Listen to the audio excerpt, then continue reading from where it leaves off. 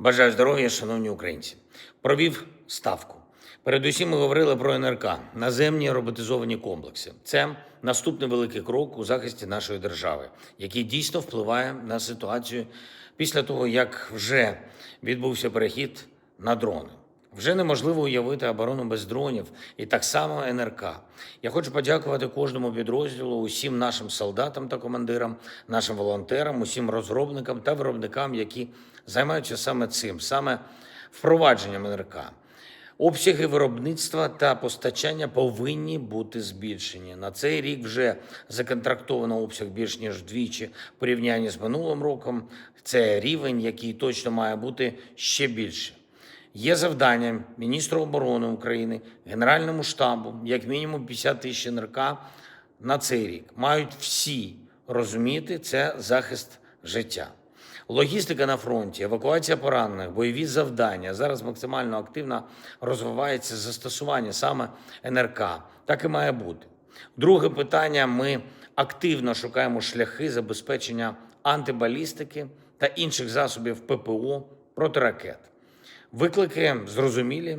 Війна в Ірані значно ускладнює постачання протиракет, персональна відповідальність і наших дипломатів, військового командування по своїй лінії, усіх залучених урядовців за виконанням тих обіцянок, які партнери вже дали.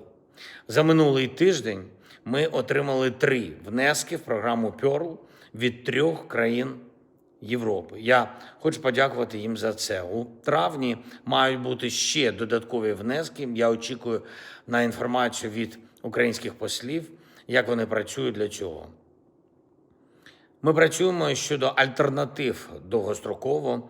Стратегічно у України повинна бути своя антибалістична система, наша, власна, або з тими нашими партнерами, сильними партнерами, які реально готові працювати, які розуміють, що це за виклик. Росія не зменшує обертів своєї воєнної промисловості, тільки ми їх зменшуємо нашими українськими далекобійними санкціями. Ми активно працюємо із партнерами, щоб і вони всіма методами обрізали постачання компонентів і станків для виробництва зброї в Росії. Але саме стратегічно має бути це завдання – своя антибалістика. Україна вже досягла багато. І та зброя, яку ми виробляємо зараз, та зброя, яка реально впливає на ситуацію на фронті, її у нас раніше не було. Зараз ми її робимо, і саме в тих обсягах, які потрібні. Це і мільйони дронів для фронту, і наші далекобійні дрони, і своя артилерія, свої снаряди, які раніше не вироблялись. Результатом оборонного розвитку України повинен бути свій спектр ключової зброї та відповідні спільні виробництва, спільні програми з нашими партнерами. Детально сьогодні розбирали підсумки перших етапів домовленостей на Близькому Сході та в Затоці, і також на Кавказі та в Євросоюзі. Доповідав Рустем Умєров. Українська безпекова експертиза надзвичайно цінна. Головне, що це взаємна користь для наших держав, для України та для наших партнерів, конкретні фінансові зобов'язання перед Україною.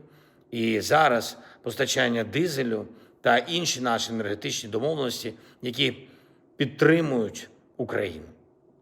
Обсяг на паливному ринку, який є в Україні цими місяцями, попри всю нестабільність у світі, це конкретні наші домовленості. Я хочу подякувати всім партнерам. Ще одне. Україна завжди висловлює свою вдячність і завжди добре пам'ятає, хто і як нас підтримував після початку цієї війни. Але усім партнерам важливо теж не забувати, що Україна захищає не тільки себе у цій війні, і особливо для Європи. Росія хоче нашу територію, щоб можна було захоплювати території також інших. Якщо пройде з однією державою, з одним сусідом, то буде так само і з іншими. Росія так і йшла. Шматок Молдови, частина Грузії, захоплення Криму, окупація Донецьку, підкорення Білорусі, повномасштабна війна проти України. Це можна зупинити тільки реальною силою, реальною принциповістю всіх партнерів. Саме це важливо – принциповість. Це стосується і Америки, і країн Сімки, і європейських країн.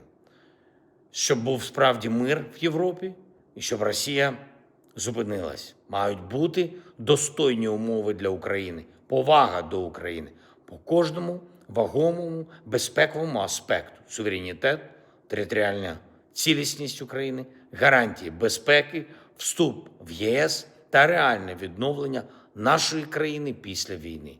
Ми працюємо заради достойного миру. Дякую всім, хто з нами, хто з Україною. Слава Україні!